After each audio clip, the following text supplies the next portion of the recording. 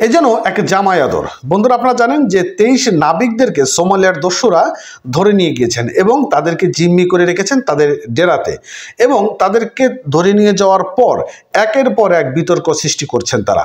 এই 23 নাবিকদের সঙ্গে সোমালিয়ার দস্যুরা কি কি আচরণ করেছেন তা আমরা বিগত দিনগুলো থেকে পেয়েছি। আমরা যতদূর জেনেছি যে সোমালিয়ার দস্যুরা তারা 23 নাবিকদের সঙ্গে ভালো আচরণ করেছেন, তাদের সঙ্গে কোনো ধরনের দুর্ব্যবহার করেনি, তাদের থাকার ব্যবস্থা করে দিয়েছেন এবং মাঝে মধ্যে তাদের পরিবারের সঙ্গে কথা বলারও তারা সুযোগ করে দিচ্ছেন। তবে বর্তমান যে পরিস্থিতি সেটা হচ্ছে একই সঙ্গে তারা ঈদের নামাজ আদায় করেছেন এবং তাদেরকে নতুন পোশাক দিয়েছেন, পায়জামা পাঞ্জাবি টুপি দিয়েছেন। একই সঙ্গে নামাজ আদায় শেষে তাদের সঙ্গে কোলাকুলি করেছেন এবং পরিবারের সঙ্গে কথা বলার সুযোগ করে দিয়েছেন এবং তাদের মধ্যে মত বিনিময় হয়েছে। এখন এই মত বিনিময়টা কি কি হয়েছে সেটি বিষয় নিয়ে তেমন কোনো আলোচনা হয়নি এবং এই খবরটি পাওয়া গেছে বাংলাদেশের বড় বড় নিউজ পোর্টালগুলো থেকে। এবং যতদূর আমরা জেনেছি সেটা হচ্ছে যে সোমালিয়ার দস্যুরা তারা এই 23 নাবিকদের তাদের পরিবারের সঙ্গে কথা বলার সুযোগ করে দিয়েছেন এবং কথা বলার মধ্য দিয়ে তারা বলেছেন যে তোমরা ভালো আছো, এই কথাটা তোমরা জানিয়ে দাও। তো তারা জানিয়ে দিয়েছে যে সোমালিয়ার দস্যুরা আমাদেরকে ভালো রেখেছে, সুস্থ রেখেছে, এখনো পর্যন্ত কোনো ক্ষয়ক্ষতি করেনি, একসঙ্গে ঈদের নামাজ আদায় করেছি।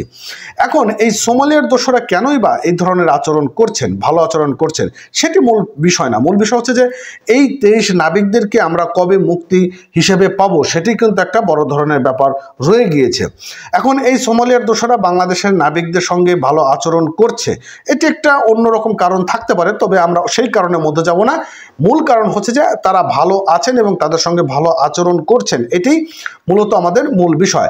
তো নিউজ পোর্টালগুলোতে যখন ঢালাওভাবে নিউজ প্রচার করছে, তাও আমি আপনাদের মাঝে একটি নিউজ অর্থাৎ বিডি নিউজের একটি সংবাদ আমি আপনাদের সঙ্গে একটু পরিবেশন করে আসি, একটু মনোযোগ দিয়ে নিউজটা শুনবেন। এখানে বলেছে যে সোমালিয়ার দস্যুদের হাতে জিম্মি এমবি আবদুল্লাহ, বাংলাদেশে 23 নাবিক জাহাজে ঈদের নামাজ আদায় করেছেন এবং পরিবারের সদস্যদের সঙ্গে তারা কথা বলার সুযোগ করে দিয়েছেন এবং অন্যান্য দেশের মতো বুধবার সোমালিয়াতেও ঈদ উদযাপন হয়েছে। দেশটির উপকূলে দস্যুদের হাতে আটক জাহাজটিতেই নাবিকরা নামাজ আদায় করেছেন এবং নামাজ শেষে একে অপরের সঙ্গে কোলাকুলি এবং শুভেচ্ছা বিনিময় করেছেন। এটি একটি বড় ধরনের ফ্যাক্ট, কারণ তারা তো আমাদের এই যারাদের আটক করেছে নাবিকদের, তাদের সঙ্গে খারাপ আচরণ করতে পারতো কিন্তু এটা করেনি। এবং নাবিকদের কেউ কেউ তাদের নামাজ আদায়ের ছবি পরিবারের সঙ্গে তারা পাঠিয়ে দিয়েছেন এবং মত বিনিময়ের শুভেচ্ছার ছবি পাঠিয়েছেন। এবং শুধু তাই না, এই সোমালিয়ার দস্যুরা তারা তাদের সঙ্গে ছবি তুলেছেন এবং একসঙ্গে ছবি তুলে তাদের সোশ্যাল মিডিয়াগুলোতে পোস্ট করেছেন এবং সেই পোস্টগুলো ভাইরাল হয়ে গিয়েছেন। তাদের মূল উদ্দেশ্যটা কি আসলে, তারা কি চাচ্ছেন আমরা জানি। তারা চাচ্ছেন মূলত অর্থ দাও নিয়ে যাও, এটি হচ্ছে তাদের মূল বিষয়।